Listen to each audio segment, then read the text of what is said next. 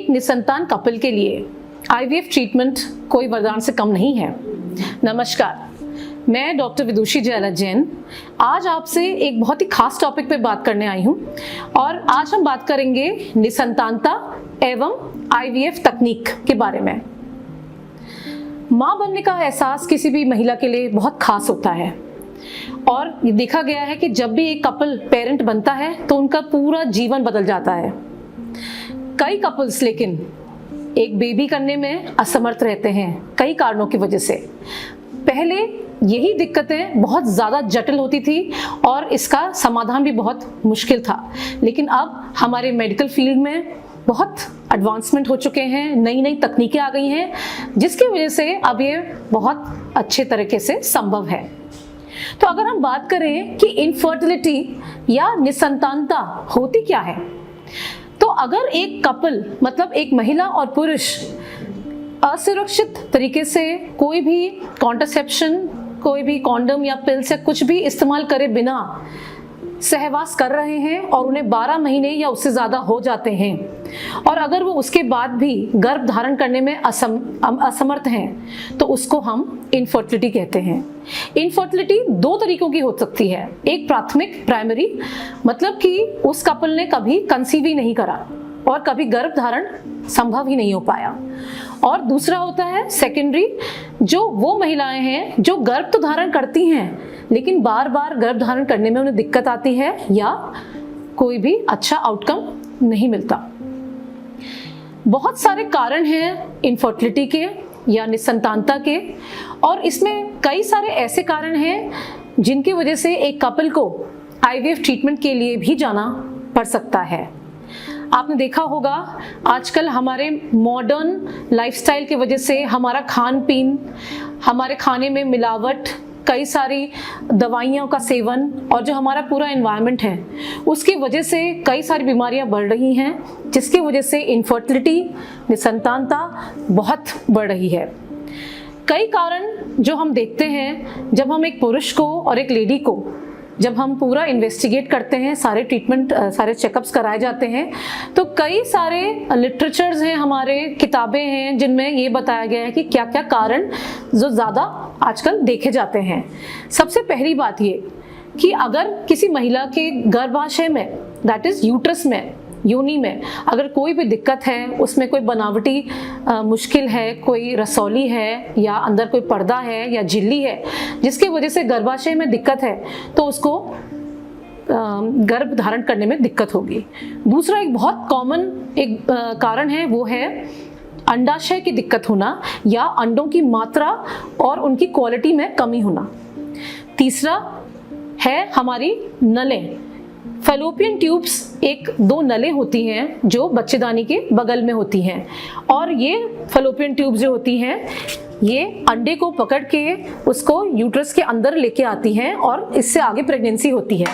अगर किसी कारणवश जो नलें हैं महिला की वो किसी वजह से ब्लॉक हो गई हैं, जो बहुत सारे इन्फेक्शन की वजह से हो सकता है, तो वो महिला भी गर्भ धारण करने में असमर्थ होगी। उसके अलावा बहुत सारे इन्फेक्शंस हैं जैसे एंडोमेट्रियोसिस, ट्यूबरकुलोसिस, क्लमाइडिया, गोनोरिया और बहुत अन्य इन्फेक्शंस, जिनकी वजह से अगर ये बहुत लंबे समय से हैं तब भी एक कपल गर्भ धारण करने में उनको दिक्कत हो सकती है। अगर अब देखें तो आईवीएफ क्या है, हम आज बात कर रहे हैं मेनली आईवीएफ टेक्निक की। आईवीएफ के साथ साथ एक और शब्द जुड़ता है इक्सी का। तो आईवीएफ और इक्सी आखिर ये है क्या, और हम कौन से कपल्स हैं जो निसंतानता से सफ़र कर रहे हैं, उनमें से कौन से कपल्स हैं जिनको हम आईवीएफ ट्रीटमेंट के लिए भेजेंगे। तो अगर आपको दिक्कत हो रही है गर्भ धारण करने में, और अगर ये जो मैं आपको आज बताने वाली हूँ पॉइंट्स, अगर इन पॉइंट्स में कोई भी ऐसे कारण है जिसकी वजह से आप गर्भ नहीं धारण कर पा रहे हैं, तब आपको आईवीएफ ट्रीटमेंट के लिए जाना चाहिए। उसमें सबसे ज़रूरी और पहला जो हम देखते हैं वो है फैलोपियन ट्यूब्स का ब्लॉक होना। फैलोपियन ट्यूब्स का अगर ब्लॉक हैं, जो नलें हैं हमारी, अगर वो किसी कारणवश ब्लॉक हो गई हैं तो उसको खोलने की विधि भी है, लेकिन अगर किसी कारणवश ये फैलोपियन ट्यूब्स नहीं खुल पा रही हैं या इन्फेक्शन बहुत ज़्यादा है कि हर ट्रीटमेंट असफल हो चुका है, तब आपको आईवीएफ के लिए जाना चाहिए। दूसरा, अगर आप एंडोमेट्रियोसिस नाम की बीमारी से ग्रसित हैं, एंडोमेट्रियोसिस स्पेशली जो हम कहते हैं ग्रेड 3 एंड ग्रेड 4, ये वो हैं स्टेजेस हैं बीमारी की, अगर ऐसा कुछ है तब भी आपको टेस्ट ट्यूब बेबी या आईवीएफ के लिए जाना चाहिए। तीसरी चीज़, अंडाशय की कमी होना या उसकी क्वालिटी में कमी होना। आजकल हम देखते हैं कि हमारे खान पान की वजह से, बाकी और भी बहुत सारे ऑटोइम्यून कारण हैं जिनकी वजह से हमारे अंडाशय के जो अंडे की मात्रा है उसमें, उसकी क्वालिटी में और उसके नंबर में, दोनों में ही बहुत कमी आती है, जिसको हम रिड्यूस्ड ओवेरियन रिजर्व भी कहते हैं और प्रीमेच्योर ओवेरियन फेलियर भी कहते हैं। अगर ऐसी कोई भी स्थिति आपके डॉक्टर आपको बताते हैं तो आपको टेस्ट ट्यूब बेबी आईवीएफ के लिए जाना चाहिए। उसके अलावा अगर आपका मेल पार्टनर जो पुरुष हैं, अगर उनके स्पर्म में कोई भी दिक्कत आ रही है, उसकी मात्रा में, दैट इज स्पर्म कॉन्सेंट्रेशन, अगर उसकी मोटिलिटी में, मतलब कि जो शुक्राणु हैं अगर उसमें ताकत कम है और आगे रफ्तार कम है, तो ये शुक्राणु आगे चलकर अंडे को फर्टिलाइज नहीं कर पाएंगे और प्रेगनेंसी नहीं हो पाएगी। अगर ऐसा कुछ है और अगर सामान्य इलाज भी असफल है तो आपको टेस्ट ट्यूब बेबी के लिए जाना चाहिए। उसके अलावा उम्र भी एक बहुत इम्पॉर्टेंट फैक्टर है। आजकल हम देख रहे हैं कि कई महिलाएं 30 या 35 के बाद उनकी शादी होती है और उसके बाद वो लोग कंसीव करने की सोचते हैं। तो वो महिलाएं जो अगर ऑलरेडी ले चुकी हैं इलाज, लेकिन अगर वो 35 साल की ऊपर हो गई हैं और फिर भी अगर इलाज कोई भी संभव नहीं हो पा रहा है, तो उन महिलाओं को भी टेस्ट ट्यूब बेबी के लिए जाना चाहिए। अगर हम देखें कि ये जो प्रक्रिया है, अगर इन सबके बावजूद भी सारे टेस्ट अगर डॉक्टर कराते हैं, उसके बावजूद भी कई बार ऐसा होता है कि कोई भी कारण नहीं पकड़ में आता है। ऐसे केसेस को हम कहते हैं अनएक्सप्लेन्ड इनफर्टिलिटी। अनएक्सप्लेन्ड का मतलब ये है कि किसी भी कारणवश कोई भी कारण नहीं पकड़ में आ रहा है और फिर भी जो ये कपल है ये गर्भ धारण करने में असमर्थ है। जब भी ऐसी कोई स्थिति आती है तो हमें टेस्ट ट्यूब बेबी के लिए जाना चाहिए। अगर हमें टेस्ट ट्यूब बेबी के बारे में आगे पता करना है तो हमें ये भी पता होना चाहिए कि आखिर ये जो पूरी प्रक्रिया है ये होती क्या है। तो सबसे पहले अगर हम देखें कि एक प्राकृतिक तरीके से जब एक कपल कंसीव करने की कोशिश करता है तो होता क्या है, क्योंकि कई जो कपल्स हैं उनके अंदर ये एक कंफ्यूजन, एक संकोच रहता है कि असली में होता क्या है, नेचुरल जो प्राकृतिक तरीका है वो होता क्या है। तो सबसे पहले आपको ये पता होना चाहिए कि एक महिला का जो पूरा मासिक धर्म है और जो पूरा महीना होता है उसमें जब शुरुआत होती है मासिक की, तो उस समय एक अंडा बनना शुरू होता है अंडाशय में।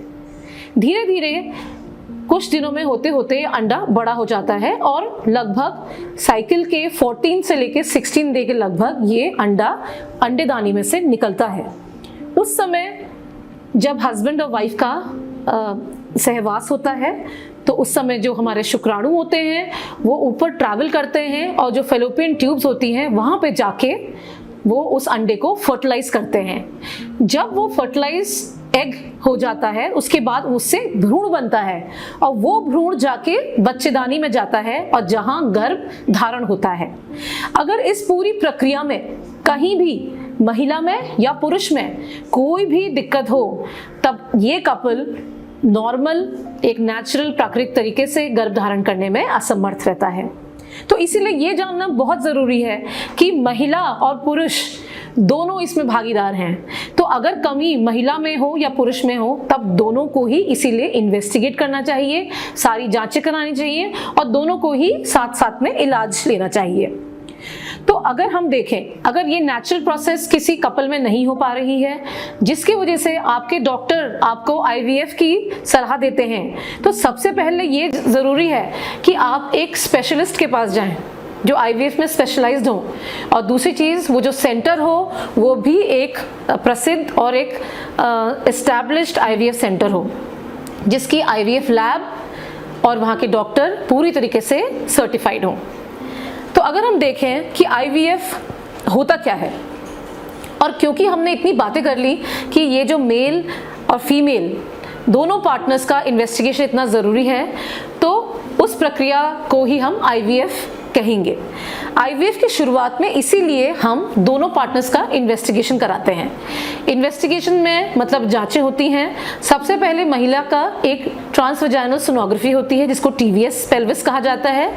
ट्रांसवेजाइनल सोनोग्राफी में मेनली गर्भाशय, अंडाशय और उसमें अंडाशय में कितने अंडे दिख रहे हैं उसका एस्टिमेशन करा जाता है। उसके अलावा बहुत सारे हार्मोनल टेस्ट होते हैं जो महिला के करे जाते हैं, जैसे thyroid profile, prolactin, LH, FSH और एक नया टेस्ट है जिसका नाम है AMH। ये सारे टेस्ट आप देखेंगे कि आपके डॉक्टर आपसे करा रहे हैं और इससे पता चलेगा कि आपके शरीर में कोई हार्मोनल इम्बैलेंस तो नहीं है, या PCOD नामक कोई ऐसी बीमारी तो नहीं है, या कोई सिस्ट की बीमारी तो नहीं है, और जो आपके अंडाशय में अंडे हैं उनकी मात्रा और क्वालिटी क्या है। उसके साथ साथ बहुत ज़रूरी है कि हस्बैंड का सीमन टेस्ट भी कराया जाए। ज़्यादातर कपल्स जो IVF ट्रीटमेंट के लिए आते हैं वो यूजुअली ये सारे टेस्ट करा के ही आते हैं, लेकिन फिर भी इनका पूरा एक बार इवैल्यूएशन करना बहुत ज़रूरी है। उसके बाद IVF ट्रीटमेंट का जो टोटल ड्यूरेशन होता है कि कितना समय लगेगा एक IVF प्रोसीजर करने में, वो लगभग 2 से 3 हफ्ते का टाइम है। इस 2 से 3 हफ्ते के टाइम में पहले आपको इन्वेस्टिगेट करा जाएगा और शुरुआत में जब आपके मासिक धर्म शुरू होता है उस समय आपको ओवेरियन स्टिमुलेशन से शुरुआत करी जाएगी। मतलब कि अंडाशय में बन रहे जो अंडे हैं उनको इंजेक्शन और दवाइयों के जरिए स्टिमुलेट करा जाएगा और उनकी ज़्यादा मात्रा में उनका उत्पादन करा जाएगा। आपके डॉक्टर आपको TVS अल्ट्रासाउंड फॉलिकुलर मॉनिटरिंग के लिए बुलाएंगे और इस बीच में कई इंजेक्शंस भी आपको दिए जाएंगे।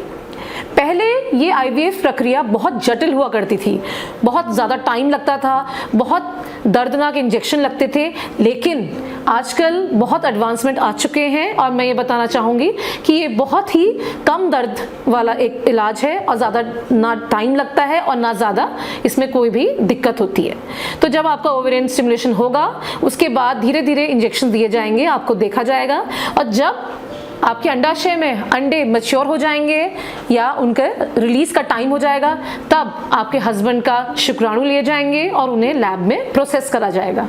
ये शुक्राणु जो प्रोसेस करे जाते हैं उनको फिर एक जो हमारे जो नेक्स्ट जो प्रोसेस है उसको हम करेंगे। नेक्स्ट प्रोसेस को कहते हैं oocyte रिट्रीवल या ओवम पिकअप।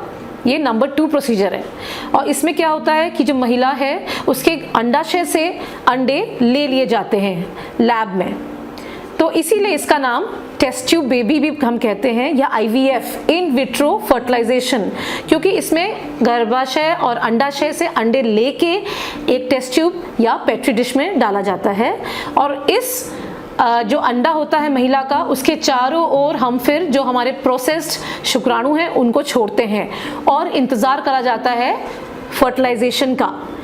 ये प्रक्रिया का नाम है IVF इन विट्रो फर्टिलाइजेशन।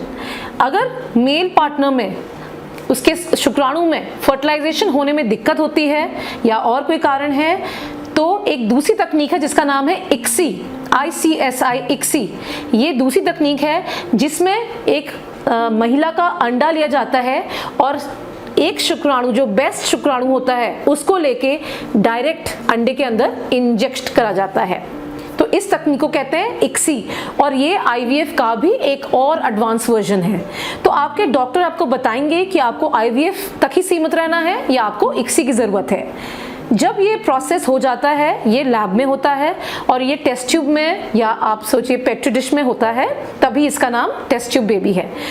इसके बाद फर्टिलाइजेशन के बाद एक भ्रूण पैदा होता है, एक अंडा और एक शुक्राणु के फ्यूजन के बाद एक भ्रूण पैदा होता है। तब आपके डॉक्टर इस भ्रूण को जो एम्ब्रियो है उसको आपके जो गर्भाशय है उसके अंदर रखते हैं और इसको कहते हैं एम्ब्रियो ट्रांसफर। तो ये सारे प्रोसीजर्स जो हैं ये धीरे धीरे करके 4-4, 5-5 दिनों के गैप में होते हैं। जब आपका एम्ब्रियो ट्रांसफर हो जाएगा मतलब कि आपके भ्रूण को आपके गर्भ के अंदर रख दिया जाएगा, उसके बाद के 14 दिन बहुत ज़रूरी हैं। आपको प्रिकॉशंस बताए जाएंगे कि आपको रेस्ट करना है, कई दवाइयाँ और इंजेक्शन आपको दिए जाएंगे और उसके बाद आपको इंतज़ार करना है। कई कपल्स जल्दी में रहते हैं कि कब प्रेगनेंसी होगी, पता कैसे चलेगा, तो एटलीस्ट 14 दिन का समय लगता है। 14 दिन के बाद आपका एक test beta HCG, serum beta HCG कराया जाएगा और इसके बाद ही पता चलेगा कि आपको गर्भधारण हुआ था या नहीं। तो ये है प्रोसीजर जो IVF का है और इसके साथ साथ ICSI भी करी जा सकती है। आजकल नए नए कुछ और प्रोसीजर्स भी आ गए हैं, जैसे PGD और कई और तकनीकें भी हैं, जिससे ये भी पता चल सकता है कि जो भ्रूण हम आपके गर्भ में डाल रहे हैं क्या उसमें कोई कंजेनाइटल डिफेक्ट्स या कोई और DNA डिफेक्ट्स तो नहीं है। कई कपल्स ऐसे भी होते हैं जिनके फैमिली में या उन्हें खुद कोई कंजेनाइटल डिफेक्ट्स होते हैं, मतलब कि जन्मजात कोई विकृति होना। तो कई विकृतियां ऐसी भी होती हैं जो अंडे से या शुक्राणु से बच्चे तक भी जा सकती हैं। तो ये कपल्स भी, अगर कोई हिस्ट्री ऐसी है तो ये कपल्स भी IVF के लिए और उसके बाद PGD टेस्ट के लिए ऑप्ट कर सकते हैं, और जिससे एक हेल्दी और एक कंप्लीटली नॉर्मल जो भ्रूण है उसको उनके गर्भ में डाला जा सकता है और इसके आगे एक हेल्दी, एक अच्छा DNA, नॉर्मल DNA वाला जो बेबी है वो उसकी प्राप्ति हो सकती है। तो ये मैंने आज काफ़ी ब्रीफ में आपको IVF टेक्निक के बारे में बताया है। इसके बाद इसके साइड इफ़ेक्ट्स प्लस और भी जो तकनीकी इसके बारे में जानकारी है वो हम आगे भी आपको अपने वीडियोस में देते रहेंगे। और कई और बीमारियां भी हैं जिसमें आपको पता होना चाहिए कि कब आपको IVF के लिए जाना चाहिए या कब आपको दूसरा इनफर्टिलिटी ट्रीटमेंट लेना चाहिए।